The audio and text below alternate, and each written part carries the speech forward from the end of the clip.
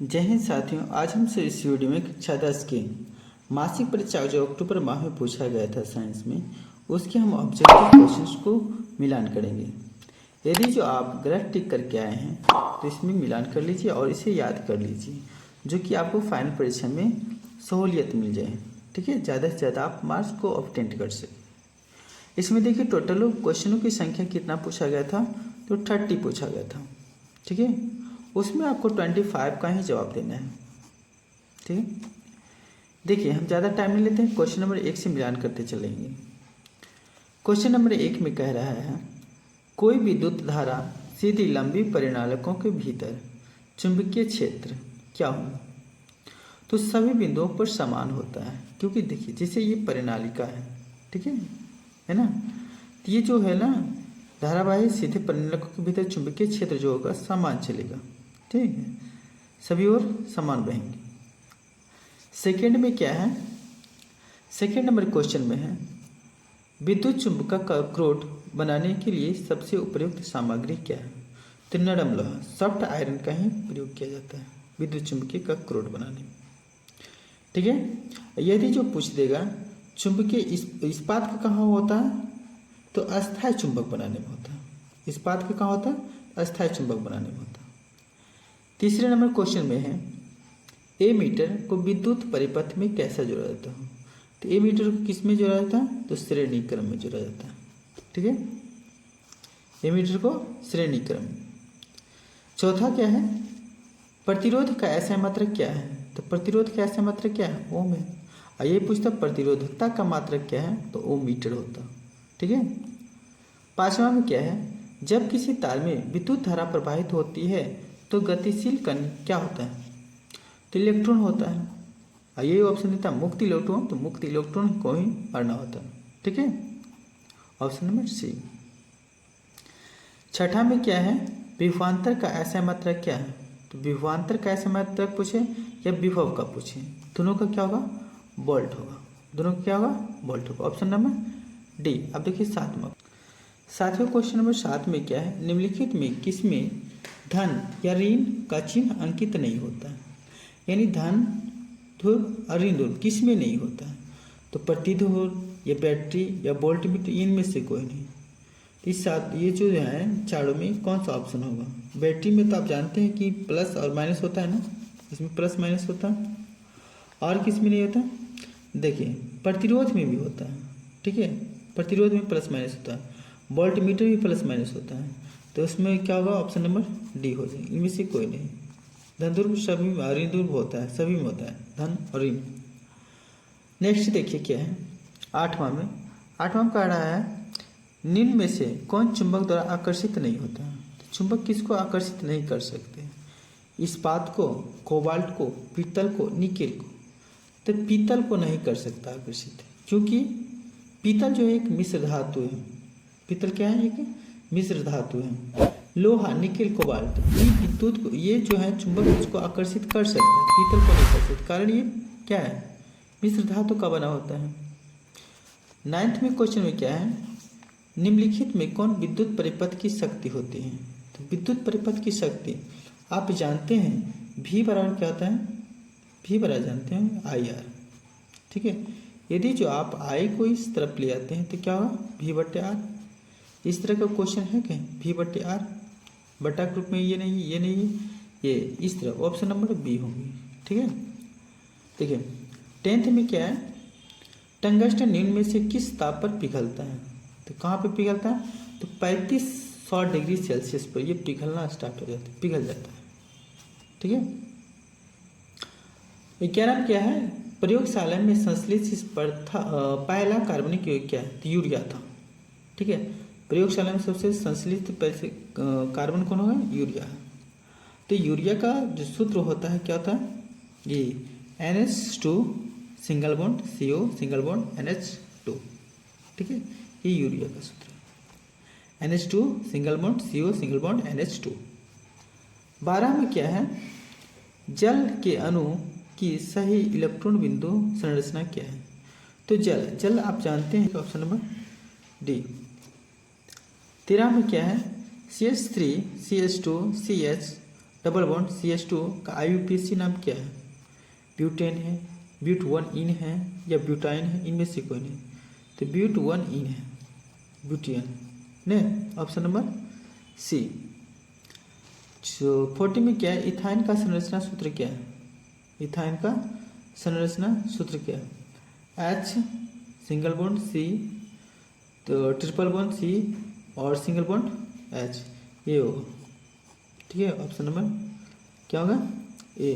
देखिए इसमें कार्बन में 3 बॉन्ड बनेगा, क्योंकि आप जानते हैं एल्कीन में 1 सिंगल बॉन्ड बनेगा, एल्कीन में डबल बॉन्ड, एल्काइन में ट्रिपल बॉन्ड बनेगा। ठीक है, तो इथाइन है ना, तो इस तरह से बनेगा ये, option number A. CH3 single bond CH3 single bond OH और CH3 single bond O single bond CH3 किस प्रकार की समावयवी है? तो श्रृंखला समावयवी है, ऑप्शन नंबर ए। 60 में क्या है, निम्न में कौन सी गैस धातु वेल्डिंग में प्रयोग होता है? एथिन होता है, एथिलीन होता है या एसिटिलीन होता है? देखिए इनमें कौन होगा? तो एसिटिलीन होगा। देखो ये एसिटिलीन किसका है? तो एथाइन का है IUPAC नाम। ठीक है, अब 17 में क्या है, बक्टोमीटर फ्लोरीन किस तत्व का अपरूप है? तो ये कार्बन का अपरूप है। ठीक है, कार्बन का अपरूप, हीरा, ग्रेफाइट, फ्लोरीन ये सभी कार्बन का अपरूप है। ठीक है, 18 के पेंटेन के सहसंयोजक बंधों की संख्या होती है, इसमें 16 होता है। क्यों होता है देखिए, तो आप जानते हैं इसका सूत्र जो होगा इस तरह से बैठा देंगे, CnH2n प्लस क्या है 2। ठीक, जहाँ पे n है वहाँ पे पेंटेन, पेंटेन का नहीं 5, तो जहाँ पे मतलब n है वहाँ पे 5 कीजिए, तो यहाँ पे 5 होगा, H2 n का मान कितना 2 5।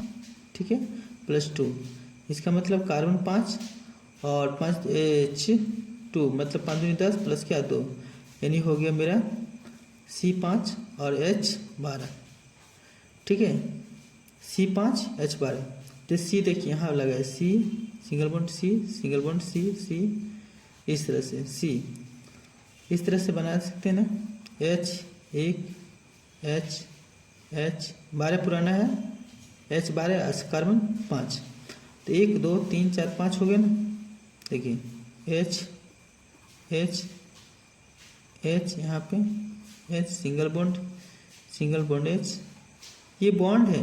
ठीक है, H और H, देखिए 1 2 3 4 5 6 7 8 9 10 11 12 13 14 15, देखिए 1 2 3 4 5, 5 ऊपर में 5 नीचे में होगा। ठीक है, 5 10 11 12 13 14 15 16 बॉन्ड, तो इस तरह है 16 बॉन्ड। ठीक है, आप समझ लीजिएगा, तो आप वीडियो पहुँच गए। देखिए 19 में क्या है, पेंसिल लीड मुख्य रूप से क्या बनाए जाते हैं? तो पेंसिल का लीड जो होता है यहाँ पे देखते होंगे नोक, तो ग्रेफाइट का बना होता है। ठीक है, जो विद्युत का सुचालक होते हैं। 20 में क्या, निम्नलिखित में कौन हाइड्रोकार्बन कमरे के ताप पर ठोस है? तो आप जानते हैं जिसमें कार्बन की मात्रा सबसे ज़्यादा होता है वो सबसे ज़्यादा ठोस होते हैं। ये देखिए सब कार्बन 3, कार्बन 20, कार्बन 8, इसमें कार्बन का संख्या 3, तो सबसे ज़्यादा इसी है। तो ये हुए कमरे के ताप पर सबसे ठोस यही होगा ना, C20 और S42। 21 में क्या, निम्नलिखित में कौन उत्पादक है? उत्पादक मतलब जो उत्पादन कर सकता है, जैसे घास है ना, घास जो स्वपोषी होता है वो उत्पादक कहलाते हैं। ठीक है, 22 में क्या है, ओजोन परत का अपक्षय का मुख्य कारण क्या है? तो CFC कार्बन फ्लोरोकार्बन, नहीं क्लोरोफ्लोरोकार्बन, ऑप्शन नंबर डी। 23 में क्या है, निम्नलिखित में कौन एक आहार श्रृंखला बनाते हैं? आहार श्रृंखला कहने का मतलब क्या है, जो एक दूसरे को खा जाते हैं, जो एक दूसरे पर निर्भर रहते हैं। गेहूँ क्या आम खाएगा? नहीं। ये तो कतला घास मछली खाएगी? नहीं। शैवाल घास खाएगा? शैवाल घास को ग्रास होपर नहीं। और इसमें देखिए घास बकरी, हाँ घास को बकरी खाएगी, अब बकरी को मानव खा देता है, खस्सी खाता है ना।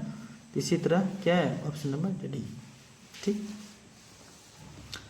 24 में क्या है, वन पारिस्थितिक तंत्र का हिरन किस स्तर का होता है? तो ये प्राथमिक होंगे। क्यों? क्योंकि ये डायरेक्टली उत्पाद पर ही निर्भर रहते हैं। ठीक है, तो पहला हुआ ना, जिससे घास को कौन खाए? बकरी।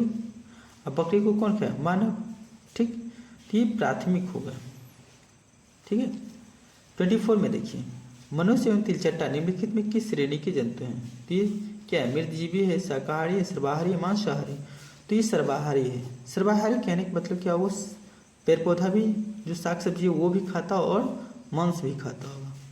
तो देखो, बहुत सारे मानव ये सोचेंगे कि सर कोई जो ये जो मांस व्यक्ति नहीं खाता वो तो सर्वाहारी, ये क्या है? शाकाहारी? नहीं, शाकाहारी मतलब वो सिर्फ क्या है?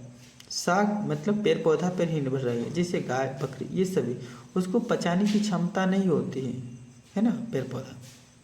इससे हम लोग पचाने की क्षमता होती है मानव वो खाए या नहीं खाए, ठीक है, वो अलग मैटर है। नेक्स्ट क्या है? निम्नलिखित में कौन जैव और निम्नीकरण पदार्थ हैं? तो कागज, लकड़ी, डीडीपी, डीडीटी और इनमें से कोई नहीं, तो डीडीटी, ऑप्शन नंबर बी। 27 में क्या है? ओजोन का आणविक सूत्र क्या है? O2, O3, O3, ठीक है। पारिस्थितिक तंत्र का अजैव घटक क्या? वायु, मृदा, वर्षा, इनमें से सभी, all of this, option number D. उत्पादक भोजन बनाने के लिए कौन सी प्रक्रिया अपनाते हैं? श्वसन या प्रकाश यानी फोटोसिंथेसिस को अपनाते हैं। ठीक है, जहाँ धूप नहीं मिलेगा वहाँ से क्या है? ये उत्पादन कर ही नहीं सकते, यानी भोजन का तैयार निर्माण कर ही नहीं सकता है सही से। निम्न में कौन से पदार्थ अपघटक पर्यावरण में नहीं हो सकता है? तो कौन से पदार्थ अपघटक पर्यावरण में नहीं हो सकता है? सूखे पत्ते, कागज, भोजन, प्लास्टिक। तो प्लास्टिक नहीं हो सकता अपघटन, ये सड़ता गलता नहीं, इसलिए ऑप्शन नंबर डी। तो इस तरह से क्या है 30 क्वेश्चंस को मैंने हल किया। ठीक है, आप मिलान कर लीजिएगा और इसे याद करने की कोशिश कीजिएगा जो आपको परीक्षा में काम दे। ठीक है, जय हिंद।